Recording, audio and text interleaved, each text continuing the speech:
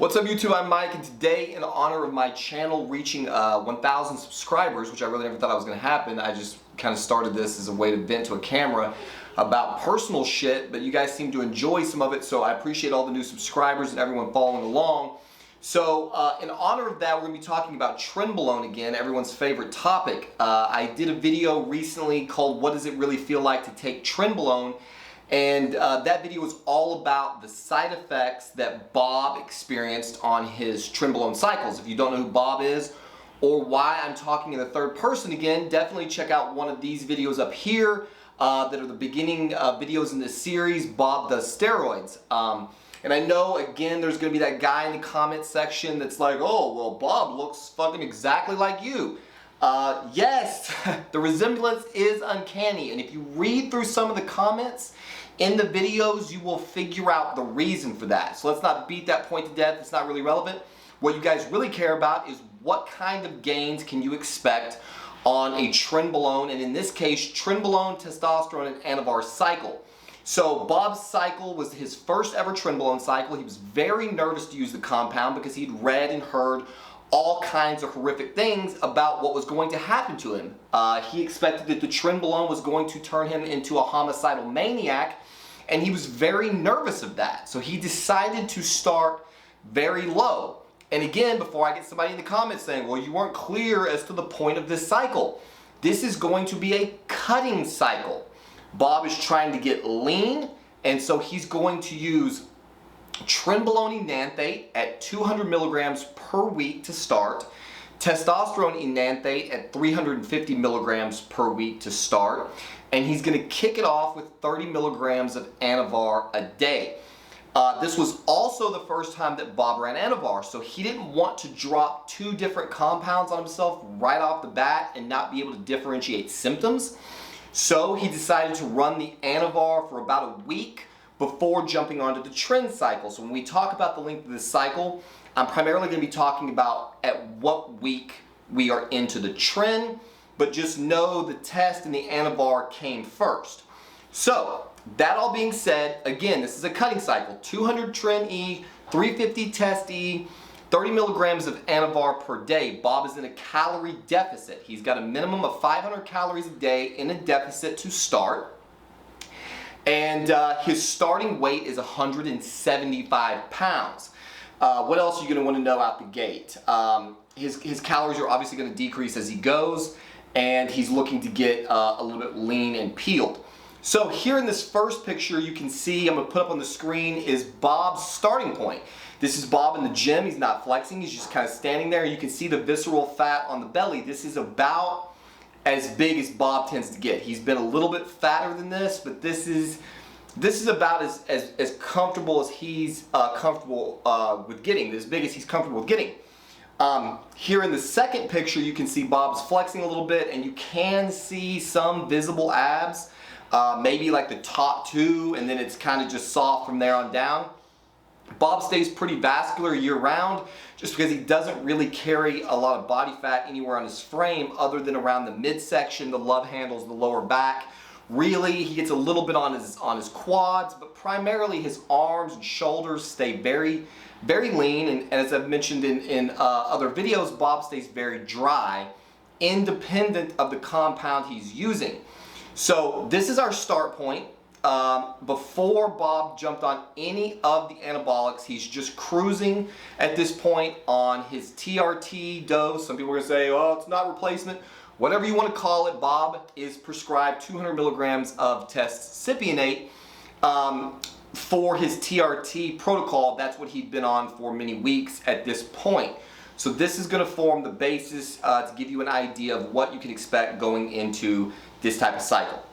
Okay, here we are. We're going to talk about week one, put some pictures up. Also, before I get into the pictures, I want to remind you that basically I already discussed the side effects and the pros and cons to Trenbolone in the previous video, so I'm not going to go terribly in depth into that. I'll put a card up here right now if you want to see the side effects of the Tren cycle. I may or may not make one going into Anavar explicitly.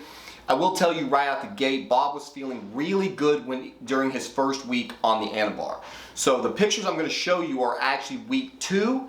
They are 2 weeks into the cycle, 1 week after taking Trenbolone.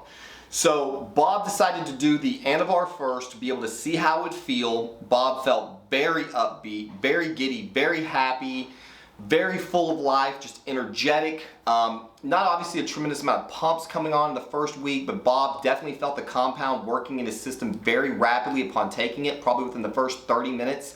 He was definitely feeling the Anavar start to work. He was taking 10 milligrams in the morning, 10 milligrams pre-workout around 6 o'clock in the evening, and 10 milligrams right before bed. So Bob was definitely in a good mood and in a good place with the Anavar alone, and so that's important, you know, going later into the video talking about how that changed when the Trenbolone came into the mix.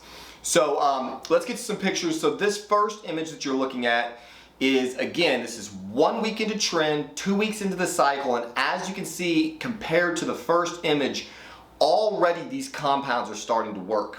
Now, admittedly, you've got a calorie deficit, so that's going to cause you to lose visceral fat anyway, but you can see the hardness. Bob's abs are coming in quite a bit from the first picture, so the Anavar is definitely starting to work 2 weeks in. And while you wouldn't really expect anything from the Tren E 1 week in, Bob did report that he could feel the compound working in his system toward the end of week one. Week one on the Tren. I know that's going to be confusing, but let's just try to keep it together. Bob didn't notice a whole lot in the way of side effects in week one. The thing that jumped out at him was at the end of week one, he was having sex with his wife, and he noticed that the Tren seemed to be making him very primal. There was a lot of like very kind of aggressive behavior, some choking, some scratching, some tight squeezing, maybe even a little grunting. Bob kind of explained it to me like the Dothraki scene in the Game of Thrones. If you've ever seen Game of Thrones, there's a scene where the Dothraki is trying to like have sex with this girl in the middle of, just like in the middle of the field or whatever. And he's like trying to fight off other guys that are like trying to get her. It was that kind of primal feel for Bob. And that was a real eye-opener at the 1 week mark. So as you can see, already starting to see some changes very early into the cycle. Also, almost forgot, I didn't get a lot of back images from Bob, but I do want to show at least a couple just in case somebody's curious as to the back development. This shot that I'm going to put up here shows basically where Bob's back is, and this is a week 2 photo as well. So as you can see, there's not a lot of detail here, but you know, Bob's got some decent development in the back, and so this is where he's sitting at week 2 from the back. Okay, here we are in week 2 of the Tren, week 3 of the cycle, and as you can see, at this point, not a whole lot has changed from week 1. Abs are still very visible. Basic body composition is similar. Shoulders are looking a little bit more full to me in this picture, but again, the lighting is totally different, so obviously that's going to wreak havoc on actual comparisons. By week 2 of the Tren, Bob is definitely starting to report some side effects. So again, I'm not going to go into these in detail, but the aggression was definitely coming on, some irritability he's experiencing with people at work, a little heightened aggression on the road, and then his wife had started to report some distance. So they usually interact quite a bit on the phone during the day when he's out of the house, when he's visiting customers, or when he's when he's at his office, and that interaction had started to subside. And she apparently called it to his attention. Was like, hey, what's going on? Bob was not feeling differently toward his wife or anyone else, but apparently the Tren had started to affect his psyche enough that other people were beginning to notice it. At this point in the cycle, the strength, primarily due to the Anavar, I'm sure, but the Tren also, I mean, it's changing his personality, so it's likely having physiological effects as well. His strength gains are rapidly increasing in the gym. As I mentioned in the other video, Bob logs all of his lifts, and when he gets a PR, he'll just write PR in red ink next to that particular lift. And at this point, already the strength gains are coming on, and he's setting PRs every single exercise, multiple PRs every single lift day. At this point, he's also lifting for about an hour and a half, and I probably should have mentioned it earlier, but he's basically working with kind of a push-pull routine with some minor modifications to that. and he's lifting 5, usually 6 days a week. So a lot of training is taking place at this point, and Bob is definitely starting to feel the effects of this cycle. His weight at this point, I believe, is down a pound. He's hovering around the 174 mark, but his body is still continuing to experience that recomp effect. One of the things that Bob noted at this point was that his biceps had begun to grow, despite the fact that his weight was effectively staying the same, and this was continuing to drive home the idea that Bob was in fact recomping body mass. This next image is out to the week 4 mark, 5 weeks into the total cycle, 4 weeks into the trend. And as you can see, Bob's ab development, his midsection is really starting to come in. The love handles are disappearing. You can see detail underneath the arms, and he's still maintaining relative full look. At this point, I believe Bob was now up to 177 pounds. I believe he was up 1/4 of an inch on his biceps. I can't remember all the specific details, but all that really matters is that Bob's in a calorie deficit. He's cutting, and while he's losing visceral body fat, he's actually gaining weight on the scale. And again, this goes to just drive home the point that I've been making in all these videos. That is an unbelievable thing for a person to experience, especially the first time, when in every cutting cycle previously they were falling apart, losing weight, losing stamina, losing endurance. At this point, Bob is setting PRs on every single exercise. So running a push-pull routine, he's effectively hitting every muscle group twice a week over a 6-day lifting cycle. And so he goes into the gym and he rows 400 on Monday, and then 3 days later he's rowing 450 for reps. And so it's just like every single exercise, the strength is through the roof, the stamina is through the roof. Bob's workouts just keep getting longer. So what started at an hour is now an hour and a half. Now he's going an hour and 45 minutes. He doesn't want to come home from the gym. He just cannot get enough of the gains, the strength, the endurance. At this point, Bob's sexual appetite is bordering on out of control. The trend has really started to reach plasma concentration. And so Bob is absolutely loving the effects of this cycle. At this point, he really probably shouldn't, but at this point he decides to up the trend, and he pushes the trend up to 350 milligrams a week. And I believe he jacked the test up a little bit too. Started at 350 test, 200 trend, now he's at 350 milligrams trend. I think he went up to like 550 or 650 on the test. Anavar stayed the same. At this point, we're 5 weeks into Anavar cycle, so he's got 1 week of Anavar left, and then he's going to drop that and just run the test and trend out the rest of the way. So again, as you can see, recomp is in serious effect, and Bob is absolutely loving every facet of this cycle. Oh, before I forget, this in fact is the mark in the cycle where the night sweats had really started to take hold. He was experiencing some intense night sweats. Again, I don't want to waste too much time in this video. I talked about in the previous one, but no trend paranoia by this point. Trendsomnia was not really a problem for Bob, but the night sweats had definitely taken hold in earnest, and he and his wife were changing sheets quite frequently. So yeah, that's the end of week 4. Week 5 is a nearly identical picture, although you can see that the ab cuts are becoming more and more profound, easier to see. The cuts here underneath the pecs, the shoulders are nice and full, biceps have continued to grow, side effects have continued to exist. Bob at this point had some physical confrontations with some people, nothing like border on like anybody getting their ass beat, but there had been some relatively ugly physical confrontations, and by this point in the cycle, 5 weeks into the trend, everything about the trend that trend is notorious for is really starting to come on. Bob on this dose didn't experience a tremendous amount of trend paranoia until the end of the cycle, and I think his sleep was definitely becoming negatively affected. Bob takes Ambien, as I've mentioned in other videos, and that was helping but not preventing the trendsomnia. So again, Bob's up at this point to working out 2 hours a day. He cannot get enough of these lifts. At the end of a 2-hour workout, he's setting PRs on his last exercise of the day after 2 hours of constant lifting in a calorie deficit, and he's frustrated that he's having to come home at night. So all in all, as I've said in the previous video, I mean, Bob has completely fallen in love with this compound and cannot understand why anyone doesn't want to run it every chance they get. At this point, week 5, if I remember correctly, Bob is up 179-ish pounds. So from a baseline of 175, nice and soft and kind of chubby around the midsection, Bob has sucked in his midsection.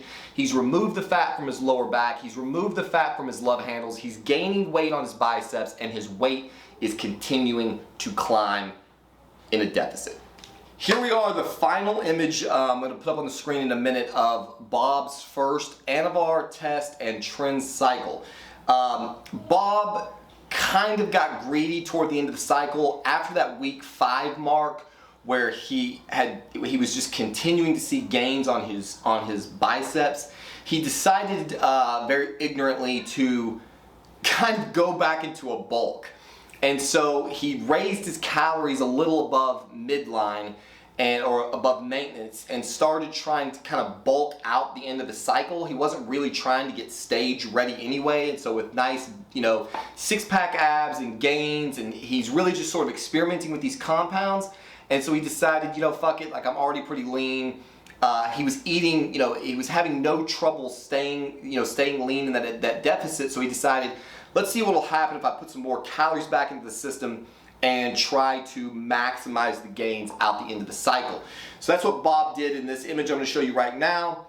Bob is weighing 181 pounds in the morning from a start point again of 175. You can see Bob is very dry. You know, across the chest, the vascularity, the fullness in the shoulders. I actually had a guy look at one of these pictures and say that he thought the shoulders had synthol in them. Which I cannot tell you how fucking ridiculous it is. Bob is 40 years old in this picture and had just gone to the gym. Why in the fucking world anyone would pin synthol on their shoulders to go to the gym, I can't imagine, but I can assure you from knowing Bob very, very well that he has never used synthol. One of the things also worth mentioning when you're looking at this incredible dryness is that this was a period of time where Bob's E2 had gotten very, very low. He was definitely suffering from some gyno lumps due to the progestogenic effects of the Trenbolone, and thought, you know, continuously adding Arimidex would help that to reduce that, and he dropped his E2 quite low, and that accounts for some of this extreme dryness. So as you can see, again, this is the last image I'm going to put up from this cycle. From that starting place of this image here, where Bob is very flat and fluffy and bloated around the midsection, to this image where he's looking very athletic to say the least, and has gained weight while losing body fat. Bob is a humongous fan of the Tren Anavar combination. So there you have it. Hopefully this has been informative. If you have any questions, feel free to put them in the comment section below. If this is your first video, definitely get a chance to go back and look at the other ones in the series. I'm going to have many more videos like this detailing different cycles that Bob has used. Bob since then has used Anavar, Tren, testosterone, Masteron in some relatively high doses. So there'll be a video coming up soon on what you can expect from that cycle, and then I think Bob is going to start a new cycle relatively soon, and so maybe we'll be able to get a, you know, like a live shot at what Bob is experiencing from his next upcoming cycle. So there you have it again. Hopefully this has been informative. Hopefully this has been enjoyable, and we'll see you on the next one.